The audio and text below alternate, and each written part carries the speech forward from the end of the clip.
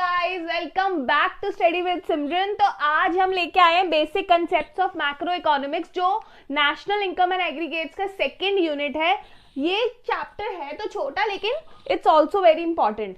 तो मैंने यहाँ पे एक टर्म नोट करी हुई है, डोमेस्टिक टेरिटरी या इकोनॉमिक टेरिटरी कह लो आप। डोमेस्टिक टेरिटरी या इकोनॉमिक टेरिटरी वो टेरिटरीज होती हैं जो कंट्रीज की खुद की टेरिटरीज होती हैं, जो कंट्रीज की खुद की चीजें होती हैं, कंट्रीज की खुद की एसेट्स होती हैं, जो कंट्रीज को इकोनॉमिकली बेनिफिट प्रोवाइड करती हैं।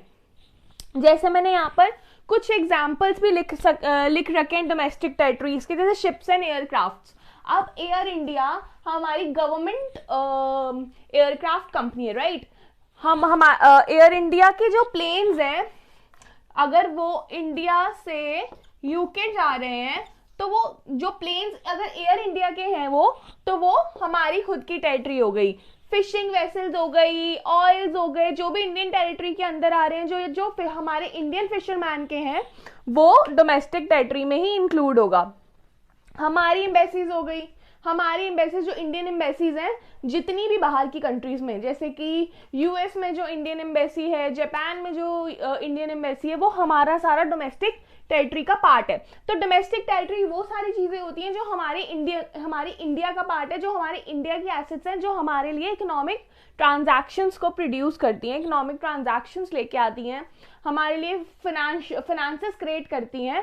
तो domestic territory, economic territory same term है। इकोनॉमिक टेरिटरी को ही हम डोमेस्टिक टेरिटरी कहते हैं। तो इसके वो कुछ एग्जांपल्स हैं। अब डोमेस्टिक टेरिटरी में इंक्लूड क्या नहीं होता, डोमेस्टिक टेरिटरी में ये इंक्लूड नहीं होता कि डोमेस्टिक टेरिटरी में ये इंक्लूड नहीं होता, जैसे कि हमारे यहाँ पे जो जापान की एम्बेसी हो गई, हमारे यहाँ पे जो अमेरिकन एम्बेसी है, हमारे यहाँ पे इंडोनेशियन एम्बेसी है, वो हमारा पार्ट नहीं है, वो हमारी फाइनेंशियल एसेट्स नहीं है, वो हमारी इकोनॉमिक टेरिटरी नहीं है, वो हमारी डोमेस्टिक टेरिटरीज नहीं है। तो domestic territory is something which is belongs to our country, और जो हम अपनी इकोनॉमिकली हम जो जिनको इकोनॉमिकली यूज करते हैं, जिनको हम फाइनेंशियली यूज करते हैं, जो हमें फाइनेंसेस को प्रोड्यूस करके देती है। अब हम बात कर लेते हैं नॉर्मल रेजिडेंट्स के बारे में। यहाँ पे मैंने एक डेफिनेशन नोट करी हुई है। Normal resident of a country refers to an individual or an institution who ordinarily resides in the country and whose center of economic interest also lies in that country. अब normal residents कौन होते हैं?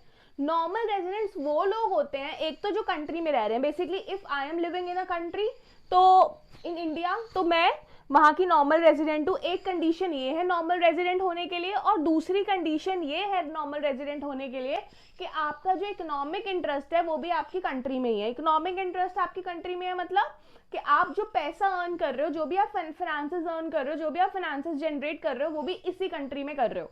तो ये होता है आपका economic interest. तो यहाँ पर हमने बात कर रखी है इंडिविजुअल के बारे में भी और इंस्टीट्यूशन के बारे में भी। इंडिविजुअल की भी मैंने आपको दो कंडीशंस बता दी, और इंस्टीट्यूशन की भी अब यही दोनों कंडीशन है कि एक तो वो इंस्टीट्यूशन हमारी खुद की कंट्री में है, इंडिया में है, और दूसरी कंडीशन ये कि जो उस का काम हो रहा है वो भी इंडिया में ही हो रहा है। तो ये दो इकोनॉमिक इंटरेस्ट वाली चीजें हो जाती हैं, राइट। अब हम बात करते हैं आगे। अब इसमें नॉर्मल रेजिडेंट्स में क्या क्या इंक्लूड होता है? नॉर्मल रेजिडेंट्स में वो सारी की सारी कंपनीज इंक्लूड होती हैं जो हमारी कंट्री में है। अब नॉर्मल रेजिडेंट्स में क्या इंक्लूड नहीं होता है? पहले तो जो फॉरेन टूरिस्ट हमारे यहाँ पे घूमने आते हैं, जो यहाँ पे टूरिज्म के स्कोप से आ रहे हैं, वो लोग हमारे नॉर्मल रेजिडेंट्स नहीं हैं। वो लोग जो यहाँ की वहाँ की कंपनी में वहीं के लोग जो काम कर रहे हैं, वो यहाँ के नॉर्मल रेजिडेंट्स नहीं हैं। जो लोग एम्बेसीज में काम कर रहे हैं, दे आर नॉट इंडियन, वो यहाँ के नॉर्मल रेजिडेंट्स नहीं है। मगर एक कंडीशन और है।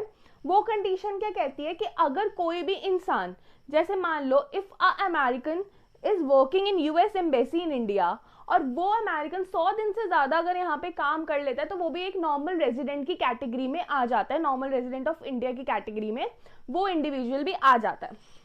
अब इकोनॉमिक इंटरेस्ट के बारे में बात हो गई। अब दूसरी चीज क्या है कि जो भी इंटरनेशनल ऑर्गेनाइजेशन होती है ना, जैसे WHO हो गया, यूनाइटेड नेशंस हो गया, वर्ल्ड ट्रेड ऑर्गेनाइजेशन हो गया, IMF हो गया, ये भी हमारे नॉर्मल रेजिडेंट्स नहीं है। तो हमारे नॉर्मल रेजिडेंट्स हमारी कंट्री के वही हैं जो इंडिविजुअल जो हमारी कंट्री में रिसाइड्स कर रहे हैं, और साथ में जिनका सेंटर ऑफ इकोनॉमिक इंटरेस्ट भी उसी कंट्री में है, मगर एक कंडीशन के साथ, जैसे कि अभी मैंने आपको एग्जांपल दिया कि अगर कोई बाहर की कंपनी में बाहर का ही बंदा वहां पे काम कर रहा है मगर वो काम 100 डेज से ज्यादा कर रहा है तो वो भी यहाँ का नॉर्मल रेसिडेंट ही कहलाया जाएगा।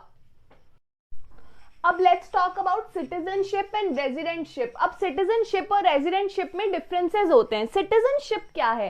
सिटीजनशिप उस इंसान को वैसे मिल जाती है जो हमारी कंट्री में, मतलब कि इंडिया में जो बॉर्न होता है, राइट। तो जब पर्सन बॉर्न इन इंडिया वो सिटीजन हो जाता है इंडिया का, तो उसको सिटीजनशिप, ऑथराइज सिटीजनशिप मिल जाती है, ठीक है। अब एक तो ये वाली कंडीशन है सिटीजनशिप के लिए, और दूसरी कंडीशन क्या है? Person applies for Indian citizenship. कोई भी बंदा जैसे बाहर का है, if he wants to work here, if he wants to reside here, तो उसको अगर यहाँ पर काम करना है या कुछ भी रहना है उसको, तब वो अगर हमारी इंडियन लॉ के अकॉर्डिंगली हमारे यहाँ पे अप्लाई कर लेता है फॉर सिटीजनशिप, तो उसको सिटीजनशिप मिल जाती है अगर उसको लॉ अप्रूव कर देता है एज अ सिटीजन। तो सिटीजनशिप की ये दो कंडीशंस हैं जो जरूरी है अगर उनको इंडियन सिटीजनशिप चाहिए ही चाहिए। इंडियन सिटीजनशिप के लिए बंदे को यहाँ पे बॉर्न होना जरूरी है, और साथ में यहाँ के लिए जो इंडियन सिटीजनशिप के लिए अप्लाई करना जरूरी है, और अगर उसको वो अप्रूव हो जाता है तो ही और she would be Indian citizen. तो सिटीजन के लिए कंडीशंस है। अब रेजिडेंटशिप की बात करते हैं। हम रेजिडेंटशिप क्या होती है? रेजिडेंटशिप ये होती है कि अगर आप 1 साल से ज्यादा इस कंट्री में रिसाइड कर रहे हो और आपका जो इकोनॉमिक इंटरेस्ट है वो इसी कंट्री में है। तो जैसे अभी हमने नॉर्मल रेजिडेंटशिप के बारे में बात करी थी, बिल्कुल सेम वैसे ही अगर आप यहाँ पे रिसाइड कर रहे हो और आपका जो इकोनॉमिक ट्रांजैक्शंस आप कर रहे हो, आप अपना बिजनेस कर रहे हो, आप यहाँ पे जॉब कर रहे हो, कुछ भी कर रहे हो, वो सब यहीं पे है। तो रेजिडेंटशिप और सिटीजनशिप में ये डिफरेंस होता है। अब एक और चीज, अगर कोई भी यूएस का बंदा यहाँ पर आकर काम कर रहा है और 1 साल से ज्यादा वो यहाँ पे काम कर रहा है, यहाँ पे पैसे अर्न कर रहा है, तो वो नॉर्मल रेजिडेंट तो कहला लिया जाएगा इंडिया का, लेकिन उसको सिटीजनशिप की ऑथराइज नहीं मिलेगी। तो आई होप आपको आज की वीडियो के सारे कंसेप्ट क्लियर हो गए होंगे। अब हम एक जल्दी से पार्ट 2 लेके आने वाली हूँ इस चैप्टर का। उससे पहले इस वीडियो को देखें और मेरे चैनल को सब्सक्राइब करें, which is study with Simran.